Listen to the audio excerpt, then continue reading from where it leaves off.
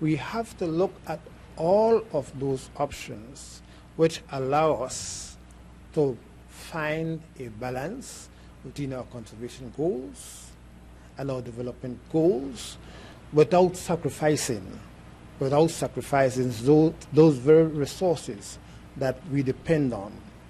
And this particular concept is a way of doing so, because what we have is the concept biodiversity offsets, which actually gives us measures, numbers, metrics of what the situation is, so that there is what is described technically in literature as no net loss of biodiversity in the development proposal. In other words, there's no gain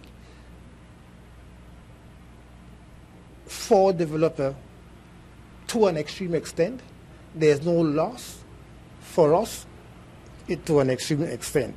We want to have no net loss in our biodiversity values. All developing countries have interesting choices and challenges. And one of those, of course, is to promote development, create jobs, and but at the same time, a lot of those jobs are dependent on natural resources, and I think that's the case in Belize.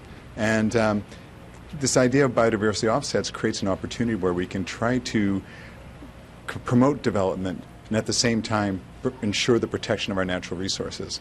It's something that's happening around the world. In Latin America, for example, several countries are developing new laws, for example, Chile, Peru, Colombia, all around offsetting and the mechanisms to balance this development and conservation. If you know Belize, and if you know the conservation community, and if you know how very engaged our governments have been in ensuring that our resources remain as intact as possible and for the long-term benefit of our Belizeans, which we have described as sustainable, then clearly we are not going to sell off our resources.